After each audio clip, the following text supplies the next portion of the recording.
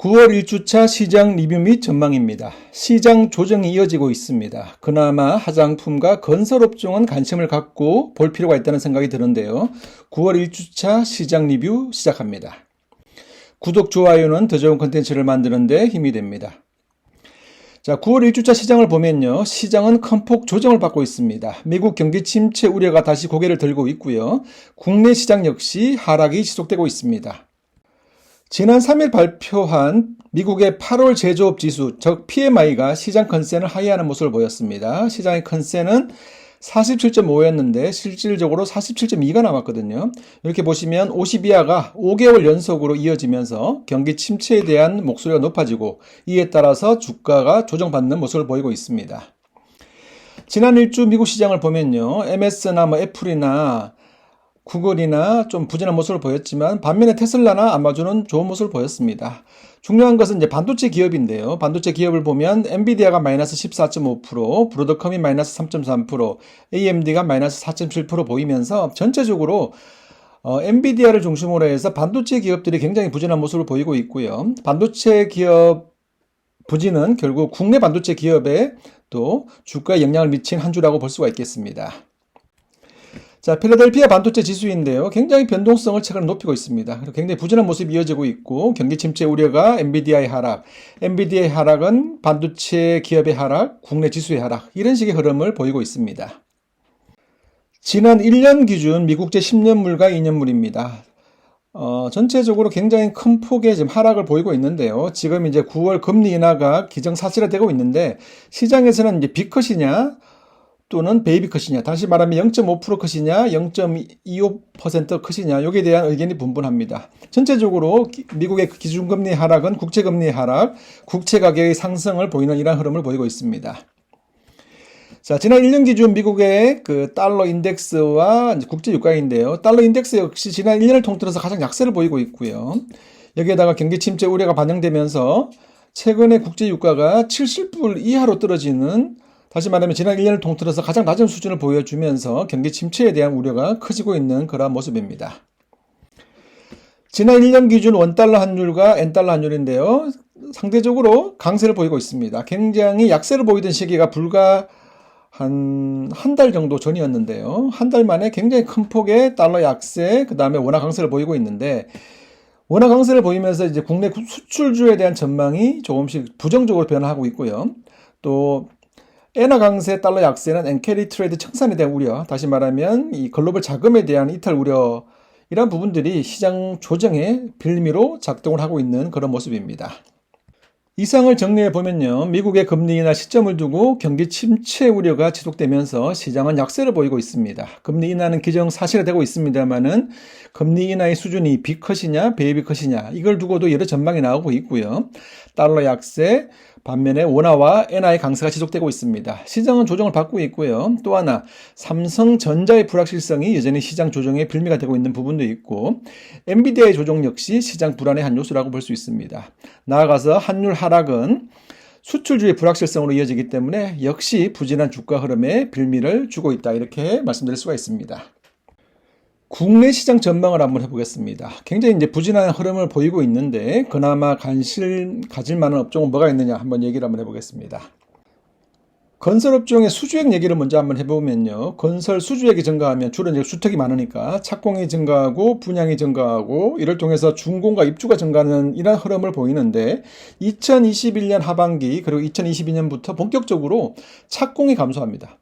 착공이 부진이 감소하다 보니까 분양도 감소하고 준공 입주도 감소하고 나아가서 건설 수주액과 인허가도 이렇게 부진한 모습을 보이면서 건설주가 굉장히 부진한 모습을 보였다는 것이죠. 그런데 최근에 이 착공이 조금 개선되는 모습을 보이고 있어요. 이렇게 되면서 또 건설 수주액도 조금씩 반등하는 모습을 보이고 있다는 것이죠. 이런 부분들이 이제 변화라고 볼 수가 있고요. 그래서 이제 건설 관련해서는 이러한 지표들이 조금씩 개선되고 있다. 따라서 건설사라든가 시멘트 기업들은 좀 관심을 가질 만하지 않느냐 이런 생각을 가지고 있습니다. 앞서 코멘트한 것처럼 건설 수주액과 착공 지표가 4달 연속 개선되는 모습을 보이거든요. 우리가 건설을 볼 때는 이제 PQ 시간점에서 볼 필요가 있는데, P라고 하는 것은 이제 분양가, Q라고 하는 것은 착공 물량, C는 이제 건자재 가격, 다시 말하면 시멘트나 철근 가격을 얘기하는 것인데요. 예전에는 PQC가 다 부진했다는 것이죠. 근데 최근에는 보면 분양가는 높은 수준을 유지하고 있고, Q는 극악의 부진에서 조금씩 벗어나서 착공 물량이 조금씩 증가하고 있고, 시간쯤에서는 아직 부진하지만 철근 가격은 조금 약세를 보이면서 좀 변화의 조짐이 조금 보이고 있다는 겁니다. 물론 시멘트 가격은 여전히 강세를 보이고 있습니다. 어쨌든 가장 중요한 지표 중에 하나가 이 Q인데, Q의 개선은 조금씩 우리가 눈여겨볼 만한 변화다, 이렇게 얘기할 수가 있고요. 자, 건설 수주액을 보겠습니다. 건설 수주액을 보면 최근에 좀 올라오고 있는 모습을 보입니다. 물론 굉장히 좋았던 과거와 비교하면 여전히 건설 수주액은 부진하지만, 작년하고 비교해 보면 확실히 그죠, 건설 수주액이 증가하는 추이를 보이고 있다는 것을 확인할 수가 있습니다. 그리고 착공 지표인데요. 착공 지표는 2022년부터 굉장히 부진했습니다. 부진하다가 최근에 조금씩 올라오면서 작년 대비해서 조금씩 올라오고 있는 추이를 보이고 있습니다. 그리고 기준금리는 이 3.5%가 지금 현재 기준금리인데, 얘가 이제 조만간 또 금리가 하락하게 될 것이고, 금리 하락은 또 건설사 입장에서는 긍정적인 변화라고 볼 수가 있습니다. 그리고 또 하나 지표는 주택 매매 거래, 다시 말하면 주택 매매 자체가 굉장히 많이 올라오고 있습니다. 그죠? 그 다음에 주택 담보 대출의 증가율 역시 올라오고 있는 추이를 보이고 있거든요. 물론 최근에 정부에서 다시 이제 대출 규제를 하면서 주택 매매라든가 담보 대출이 조금 감소할 여지는 있습니다만은, 전체적인 분위기는 과거에 비해서는 확실히 좋아지고 있다라고 우리가 볼 수가 있습니다. 자, 이번에 화장품 얘기를 한번 해보겠습니다. 화장품 역시 시장 자체가 나쁘지 않은 모습인데요. 조금 다른 시각으로 본다면 이 산업 자체가 구조적으로 좀 성장하고 있다는 생각이 좀 드는 것이고요.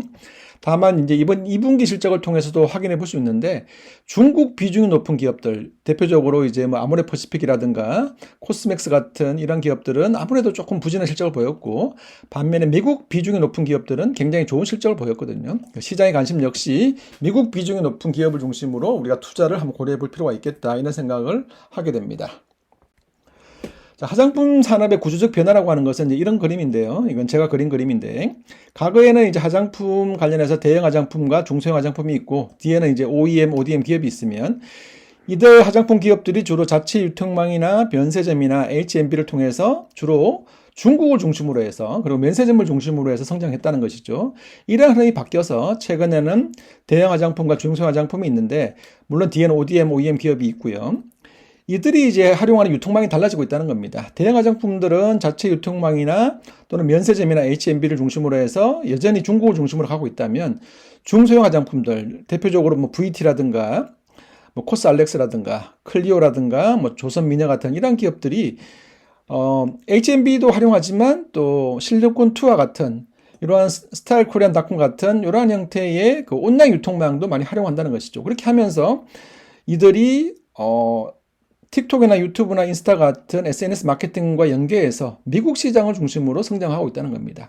이렇게 되면서 과거와는 유통망도 달라지고, 타겟하는 마케팅하는 기법도 달라지고, 또 대상 국가도 달라지면서 굉장히 구조적으로 성장하고 있는 모습을 보이고 있다는 것이죠. 이러한 부분들이 실제로 이번 2분기에도 굉장히 좋은 실적을 보이는 그런 배경이 되겠습니다. 중국인 입국자는 꾸준히 증가하고 있습니다. 한 50만 명 정도가 이제 과거 코로나 이전이라고 하면 거의 이제 다가오고 있는데요. 다만 이제 면세점 매출액은 여전히 좀 회복이 안 되고 있습니다. 반면에 화장품 수출 금액은 지속적으로 증가하는 추이를 보이고 있는데요. 국가별로 보면 중국은 오히려 부진하고 미국이 굉장히 증가하는 추이를 보입니다. 그래서 앞서 제가 코멘트한 것처럼 미국으로의 수출 증가, 이러한 부분들의 경쟁력을 높이는 기업들이 시장의 주목을 받을 수밖에 없는 그런 모습이고요. 기초화장품도 꾸준한 모습이고, 색조화장품도 꾸준히 증가하는 추이를 보이고 있습니다. 반면에 면세점 거래액은 꾸준히 부진한 모습을 보이고 있다. 다시 말하면 중국, 그리고 면세점 이런 쪽은 계속 시장은 약화되는 모습이고, 기초화장품, 색조화장품 플러스해서 우리가 얘기하는 뭐 선블락이라든가 모이스처라든가 이러한 또 기초화장품과 또 여러 다양한 색조화장품들 플러스해서 미국, 그 다음에 우리가 이제 실리콘2 같은 기업들이 운영하는 온라인 유통 플러스해서 SNS, 뭐 이런 식의 마케팅을 활용하는 기업들이 굉장히 구조적으로 성장하고 있다, 이렇게 정리해 볼 수가 있겠습니다. 다른 업종도 보면요, 식품업종을 보면요. 이번 2분기 기대보다 좀 실적이 좀 부진합니다. 수출 비중이 높은 대표적인 기업을 뽑는다면 삼양식품, 대상, 오리온 정도가 될 것인데요. 나머지 식품 기업은 여전히 내수 비중이 높다는 것이죠. 삼양식품과 같이 특별한 경우를 제외하고 보면 대부분의 식품 기업들은 이번 2분기에 매출액 성장이 기대보다는 부진한 모습을 보이고 있습니다. 성장이라는 키워드가 여전히 중요한 판단 기준이라고 생각해 보면 이러한 매출의 성장이 부진하다. 이게 또 식품업종의 조정의 빌미가 되고 있다. 이런 생각을 하게 됩니다.